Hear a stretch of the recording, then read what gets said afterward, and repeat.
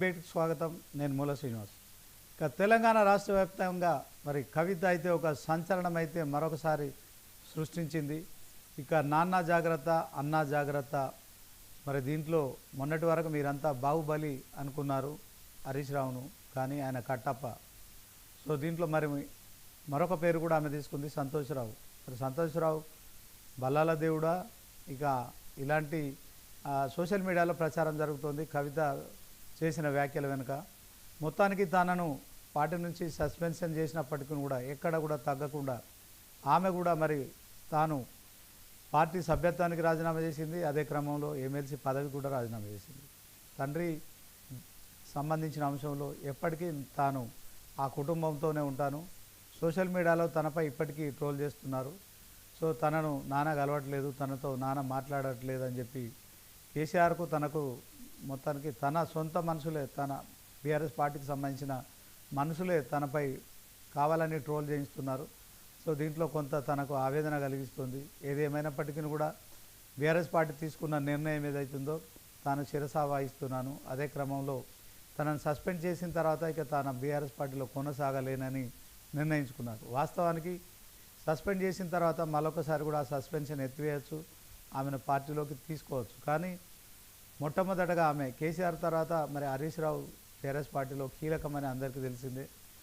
కేటీఆర్, హరీష్ రావు లేకుంటే నిజంగా BRS party కొంత మరి నాయకత్వ లోపం స్పష్టంగా కనిపిస్తుంది. కేసీఆర్ తిరుగులేని నాయకుడే, కానీ అన్ని సందర్భాల్లో కేసీఆర్ మాట్లాడరు. ఎందుకంటే ఆయన తెలంగాణ ప్రత్యేక రాష్ట్రం కోసం చేసిన సుదీర్ఘ 14 ఏళ్ల పోరాటం కావచ్చు, తర్వాత ప్రత్యేక రాష్ట్ర సాధనలో ఆయన పేరు చరిత్రలో చిరస్థాయిగా ఉండడం కావచ్చు, రాష్ట్రాన్ని సాధించడం కోసం మరి పదవులకు సైతం రాజీనామా చేస్తూ కేంద్ర మంత్రి పదవి కావచ్చు, పార్లమెంట్ సభ్యుడిగా కావచ్చు, ఎమ్మెల్యే కావచ్చు, ఇలా పలు రకాలుగా కూడా మరి తెలంగాణ రాష్ట్రమే నాకు ముఖ్యం, తెలంగాణ ప్రజలే నాకు ముఖ్యం, పదవులు నాకు ముఖ్యం కాదని చెప్పి కూడా మొత్తానికి ఆయన చేసిన పోరాట ఫలితం కావచ్చు, తర్వాత మరి ఆయన చేసిన ఆరాటం మూలంగా మొత్తానికైతే ఢిల్లీలో ఉన్న మరి ప్రభుత్వాలు ఏవైతే ఉన్నాయో కేంద్రంలో ఉన్న ప్రభుత్వాలను మెడలు వంచి తెలంగాణ రాష్ట్రాన్ని సాధించారు.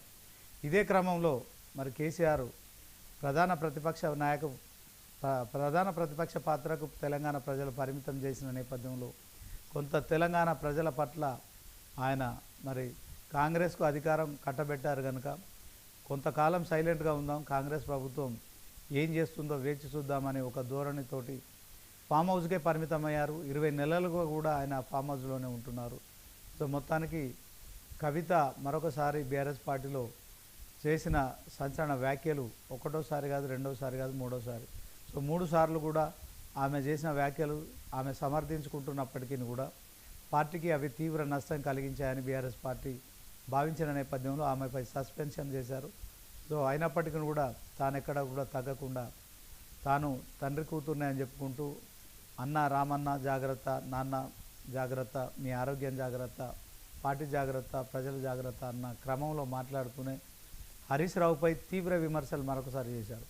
సో హరీష్ రావు ఇప్పుడే కాదు, 2009 నుంచి కూడా పార్టీకి సంబంధించిన అంశంలో తనను ఓడగొట్టడం కావచ్చు, తన అన్న కేటీ రామారావును ఓడగొట్టడం అనే అంశంలో ఆమె మరొకసారి కేటీఆర్ను టార్గెట్ చేశారు. సో సంతోష్ విషయంలో కూడా ఆమె అదే తీవ్రమైన వ్యాఖ్యలు చేశారు. అయితే కేటీఆర్ విషయంలో కావచ్చు, తన విషయంలో కావచ్చు, హరీష్ రావు తనను ఇద్దరిని ఓడగొట్టడానికి మరి ఆయన చాలాసార్లు ప్రయత్నించాడని చెప్పడం కావచ్చు, 2009 నుంచి కుట్రలు జరుగుతున్నాయని చెప్పడం కావచ్చు. సో మొత్తానికి బీఆర్ఎస్ పార్టీలో ఆమె 2006లో జాయిన్ అయ్యారు. తర్వాత తెలంగాణ జాగృతి సంస్థతో టీఆర్ఎస్ పార్టీకి, అలాగే బీఆర్ఎస్ పార్టీకి తెలంగాణ జాగృతితో భారత జాగృతి అని కూడా మరి ఆమె ఎలాగైతే టీఆర్ఎస్ పార్టీ బీఆర్ఎస్ పార్టీ అయిందో ఆ తర్వాత తెలంగాణ జాగృతిని భారత జాగృతి చేసింది. ఆమె అమెరికా పర్యటనలు చేస్తున్న నేపథ్యంలో పెద్ద కొడుకు విద్యాభ్యాసం దగ్గర ఒక డ్యామేజ్ అయితే రెండో కొడుకు విద్యాభ్యాసం కోసం జాయిన్ చేయడానికి వెళ్ళిన క్రమంలో మరొక డ్యామేజ్, అంటే 2 సార్లు కూడా ఆమె అమెరికాలో ఉన్నప్పుడు జరిగిన కార్యక్రమాలు ఏవైతే ఉన్నాయో ఆమె వాటిని సీరియస్గా తీసుకున్నారు. ఇదే క్రమంలో తాను మరి పార్టీ నుంచి బయటికి వెళ్ళిపోవడానికి సిద్ధమైనట్టు కూడా తెలుస్తుంది. సో తాను బయటికి వెళ్తే ఖచ్చితంగా మరి తనను ప్రజలు ఎలా ఆదరిస్తారు, ఓవరాల్గా తెలంగాణ ప్రజలు ఎలా రిసీవ్ చేసుకుంటారనే అనుమానంతోనే ఆమె పార్టీలో ఉండి పార్టీ వ్యతిరేక కార్యకలాపాలు చేయడంతో పాటు పార్టీకి సంబంధించిన అంశంలో నష్టం కలిగించే విధంగా వ్యాఖ్యలు చేయడం అయితే కేసీఆర్ కావచ్చు ఆ బీఆర్ఎస్ పార్టీలో ఎవరు కూడా హర్షించలేదు. ఎందుకంటే ఆమె చేసిన కామెంట్స్ను అందరూ మరి సస్పెన్షన్ తర్వాత కేసీఆర్ సరైన నిర్ణయం తీసుకున్నారు. కేసీఆర్కు తెలంగాణ ప్రజలు ముఖ్యం, తెలంగాణ బీఆర్ఎస్ పార్టీ ముఖ్యమని నిరూపించుకున్నారు. సో కన్న కూతురుపై మరి తండ్రి కేసీఆర్ తీసుకున్న నిర్ణయాన్ని కూడా బీఆర్ఎస్ పార్టీలో అందరూ హర్షించారు. ఇదే క్రమంలో ఈరోజు స్పెషల్ డిబేట్ కవిత వ్యాఖ్యల వెనుక వాస్తవం ఏముంది తెలుసుకునే ప్రయత్నం చేద్దాం. ఇంకా డిబేట్లో పాల్గొంటున్నారు కోటేశ్వరరావు గారు, అనలిస్టు, పొలిటికల్ అనలిస్టు, అలాగే మరి బచ్చు శ్రీనివాస్ బీఆర్ఎస్ పార్టీ నాయకులు, దిలీపాచారి బీజేపీ నాయకులు, చరణ్ కౌశిక్ యాదవ్ ఉన్నారు కాంగ్రెస్ నాయకులు, సేమ్ టైం శ్రీశైలం కూడా కాకతీయ యూనివర్సిటీకి సంబంధించిన విద్యార్థి నాయకుడు, ద సేమ్ టైం జాగృతి నాయకులు కూడా. ముందుగా కోటేశ్వరరావు గారితో మాట్లాడదాం. Good morning sir.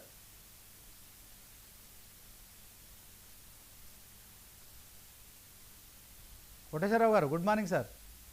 Good morning. Good morning, చెప్పండి. Bachchu Srinivas garu good morning. Dilipachari garu good morning. Good morning. Kaushik Charan Yadav garu good morning. వినిపిస్తుందా అందరికీ నమస్కారం. Koteswararao sir good morning sir. Srinivas garu మీ వాయిస్ సరిగ్గా రావట్లేదు, కొంచెం సౌండ్ పెంచండి. ఓకే చరణ్ గారు గుడ్ మార్నింగ్. చరణ్ గారు చెప్పండి, ఆ చెత్తగాళ్ళ వెనుక నేను ఎందుకుంటా? తెలంగాణ సీఎం రేవంత్ రెడ్డి నిన్న ఖమ్మంలో, మహబూబ్ నగర్లో కవిత చేసిన ఆరోపణలు ఆయన వెంటనే రియాక్ట్ అయ్యారు. సో హరీష్ రావు వెనుక, సంతోష్ రావు వెనుక రేవంత్ రెడ్డి అవసరం ఉంది. బీఆర్ఎస్ పార్టీని ఏం చెప్తారు చరణ్ గారు? సార్ ఇక్కడ బిఆర్ఎస్ పార్టీ ఏంటంటే చేసిన తప్పులన్నీ వాళ్ళే చేసి, చేసిన పాపాలన్నీ వాళ్ళే చేసి, పంపకాల్లో తేడా రావడంతో తెలంగాణ సమాజానికి కావచ్చు, అదేవిధంగా కాంగ్రెస్ పార్టీకి ఆపాదించే ప్రయత్నం బీఆర్ఎస్ పార్టీ చేస్తా ఉంది. ఇక్కడ బీఆర్ఎస్ పార్టీ సంబంధించి ఒకసారి ఏమో భారతీయ జనతా పార్టీ సంబంధించిన నాయకులను తీసుకొస్తారు, ఒకసారి కాంగ్రెస్ పార్టీ సంబంధించి రేవంత్ రెడ్డి గారు కూడా చెప్పే ప్రయత్నం.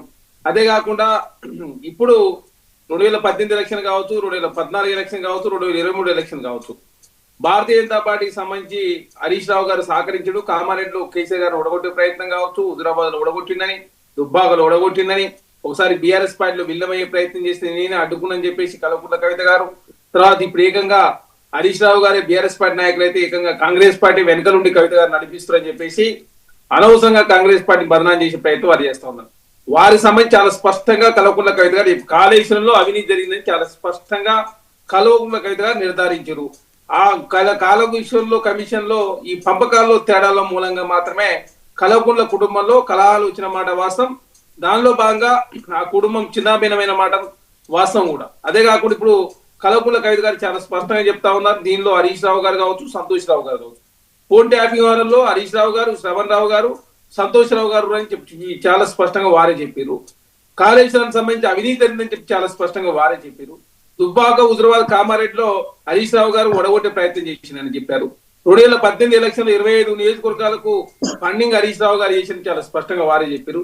కాబట్టి ఇవన్నీ ప్రశ్నలకు సమాధానం బీఆర్ఎస్ పార్టీ చెప్పాల్సిన అవసరం ఉంది. అదే కాకుండా పల్లా రాజరెడ్డి గారు కావచ్చు, పోచంపల్లి శ్రీనివాసరెడ్డి గారు 750 కోట్ల ప్రాజెక్ట్ మెగా ప్రాజెక్ట్ సంబంధించి సంతోష్ రావు గారు కావచ్చు, పోచంపల్లి శ్రీనివాసరెడ్డి గారు కావచ్చు, అదేవిధంగా పల్లా రాజరెడ్డి గారు కావచ్చు, చాలా మంది రఘునందన్ రావు గారిని గెలిపించే ప్రయత్నం హరీష్ రావు గారు చేసినారు.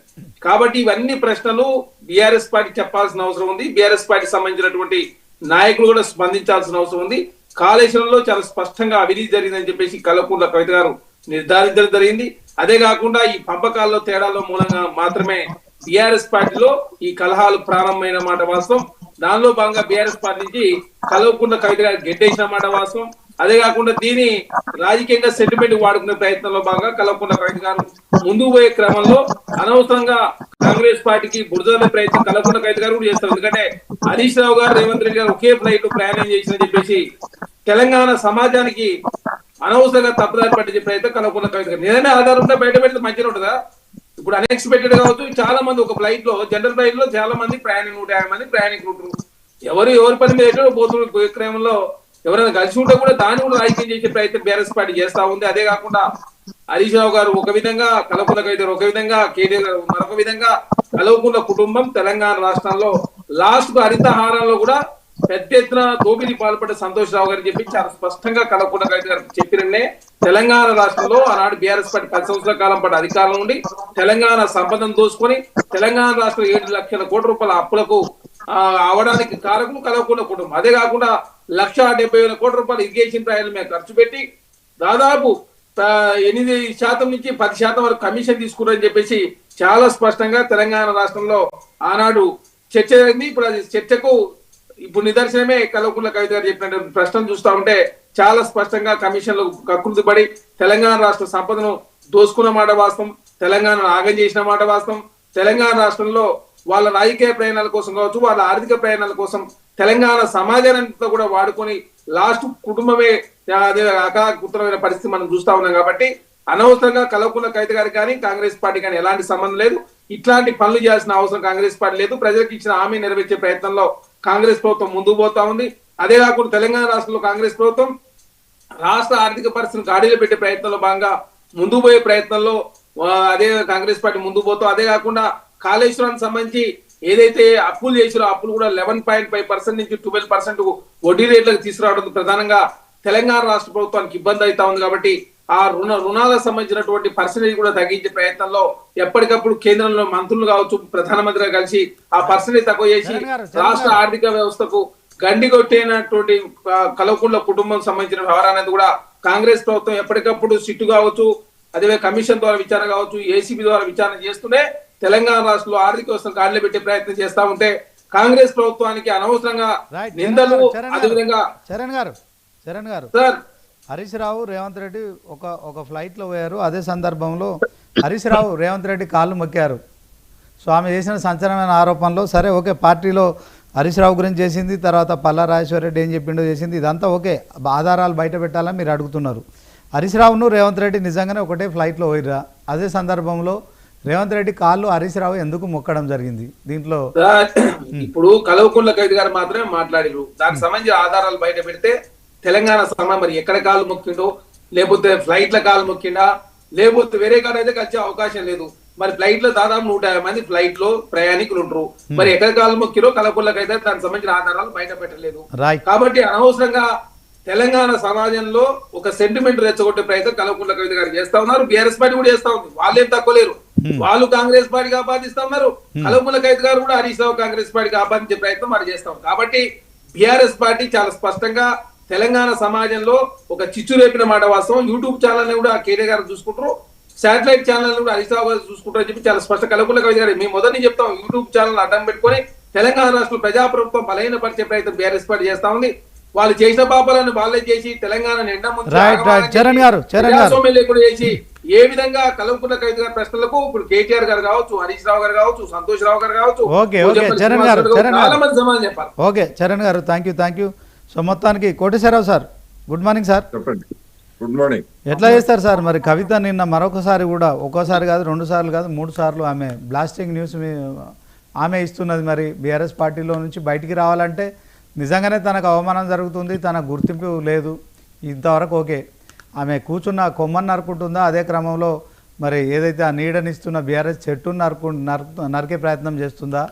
దీంట్లో హరీష్ రావును సంతోష్ రావును ఇద్దరిని కూడా, అంటే తన అన్న గురించి విషయంలో కావచ్చు, తన నాన్న జాగ్రత్త అనుకుంటూనే మరొకసారి ఆమె ఇలాంటి కార్యకలాపాలు చేయడంలో కావచ్చు, ఆ వ్యాఖ్యలు చేయడంలో కావచ్చు, బీఆర్ఎస్ పార్టీ సస్పెండ్ చేయడం కావచ్చు. సో మొత్తానికి ఆమె కూడా బీఆర్ఎస్ పార్టీ సభ్యత్వానికి రాజీనామా చేయడం, తర్వాత ఎమ్మెల్సీ పదవికి రాజీనామా చేయడం, దీని వెనుక వాస్తవం ఏంటి చెప్పగలుగుతారా సార్? బీఆర్ఎస్ పార్టీలో ఒక ప్రముఖ పాత్ర పోషించినటువంటి కవిత గారు ఆ పార్టీకి